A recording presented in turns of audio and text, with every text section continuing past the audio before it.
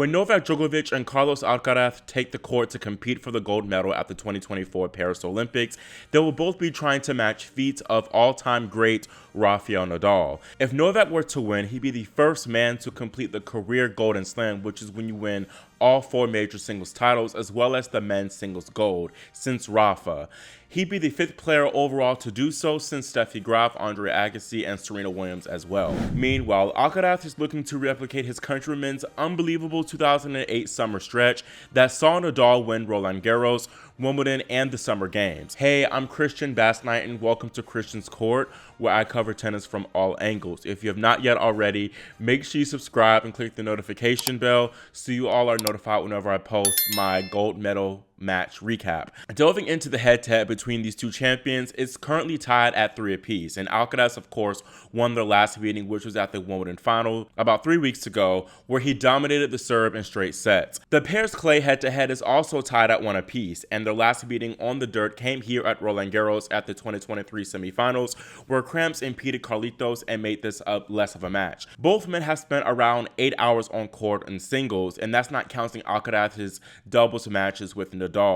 Carlitos has had the better season by far, winning 2 slam titles and a 1000, while Djokovic is still searching for a title this year, as well as a win over a top 10 opponent. Looking at the Joker's path to the final, he opened with a demolition of unranked Aussie Matt Ebden, only dropping 1 game. Then in his 60th meeting with arch nemesis Rafa Nadal, Nole prevailed 6-1, 6-4. Djokovic survived a stern test in German lefty Dominik Kopfer, winning 7-5, 6-3. Then in his quarterfinal against Stefanos Tsitsipas, Djokovic started to feel pain in his knee, but thanks to anti-inflammatory meds, he recovered from love 4 and 3-5, love 40 down in the second set to prevail 6-3, 7-6. Afterwards, Djokovic said that he wasn't even sure that he'd be able to take the court in his semifinal match against Italian Lorenzo Musetti due to that knee, but he came out and moved excellently, and the knee didn't look like an issue at all. The match against Musetti really could have been more competitive than what it was. Instead of that 6-4, 6-2 scoreline, Musetti had a few early looks in Nole service games, but Djokovic was simply too clutch and too solid when it came to crunch time due to just strong spot serving, like he really has done throughout the entire tournament. That serve has claiming clutch for him. The big turning point of the match was when Lorenzo fumbled a 40-love lead while serving to stay in the set at 5-4. One point in particular at 40-30 in that 5-4 game, Musetti had a sitter forehand that he hit right back at Djokovic, who lobbed him and just stole the point.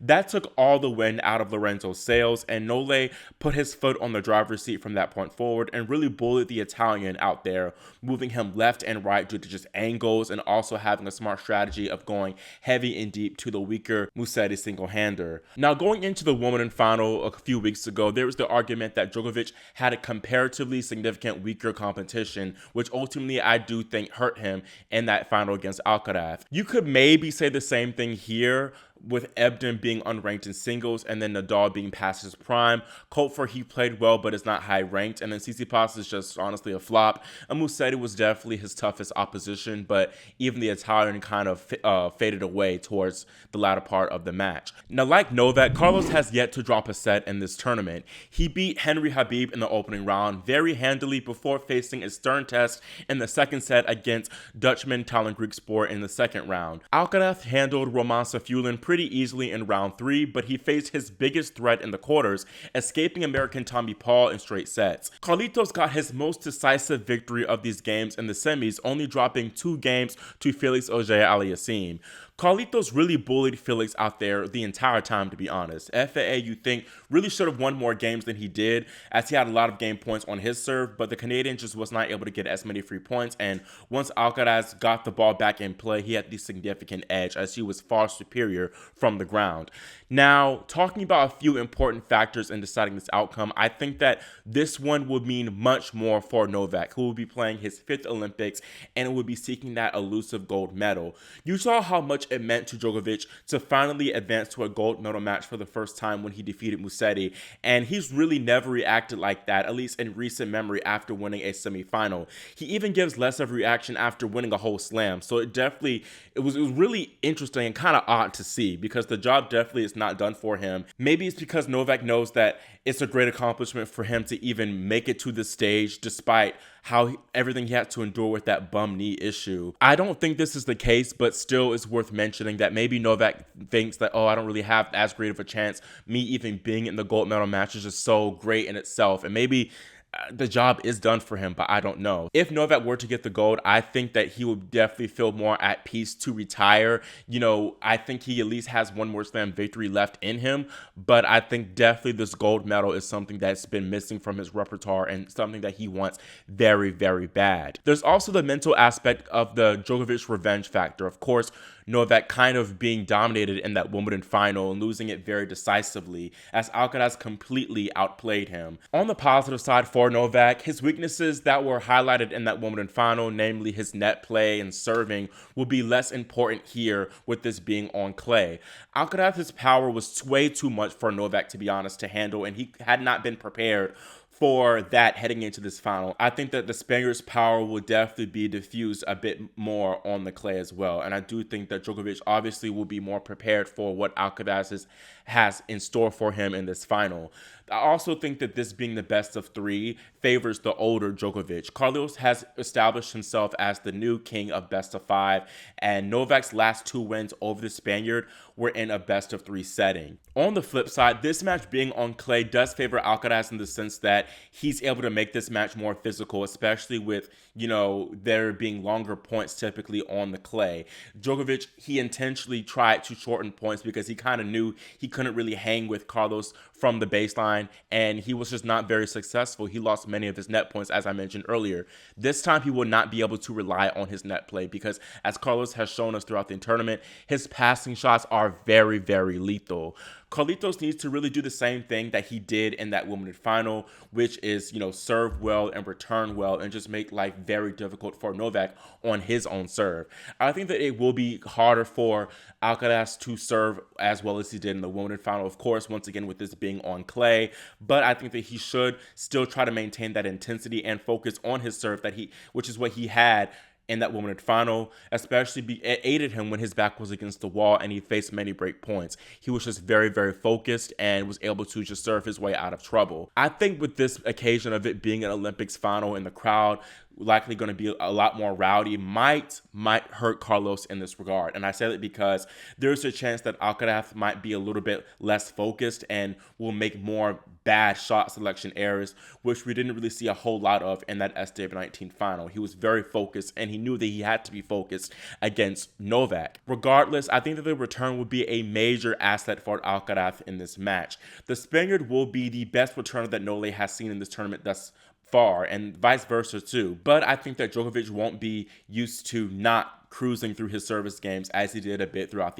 this tournament. Talking back to the earlier factor of what's at stake, I think by far there is going to be more pressure on Nole as he knows that it's more on the line for him. He knows that this could be his last and best shot at winning that elusive gold medal, as there's no telling whether he'll be even healthy enough to compete at the LA 2028 games. This is perhaps the second biggest match of his life, and I think the first would probably be the 2021 US Open final where he was going for the career slam, and we saw how he played there. He didn't even win a set in that final against Daniil Medvedev, so we might see a similar type of nervous Djokovic in this match. Meanwhile, Alcaraz is only 21 years old, and I think he has at least 3-4 more Olympic bids in his back pocket, God willing, if he stays healthy. So I think there's far less on the line for him, and I feel like he might just come out and just have fun out there. I really could go on and on about the intangibles, but I'm going to wrap this up by giving my prediction and using a quote from Carlos Alcaraz after his semifinal win over FAA.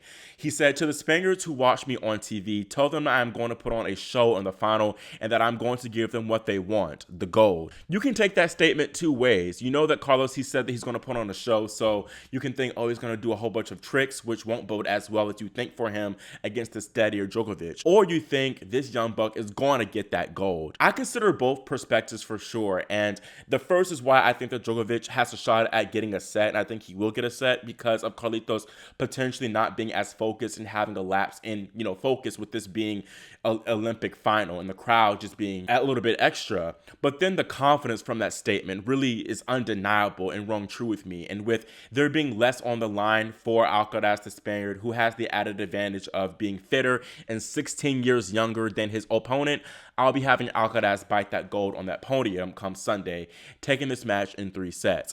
Do you agree with me having Carlitos beat Nole again to finish first, or will Djokovic finally get his hands on that elusive gold? Leave your own picks and predictions in the comments below, and I'll make sure to reply to as many of them as I can. And also, again, make sure you subscribe and click that notification bell so you are notified whenever I post both my Olympic men's singles gold medal recap and my women's thoughts on Qinwen Zhang winning the gold for China. Thank you all again for your support, and I'll see y'all next time here on Christian's Court.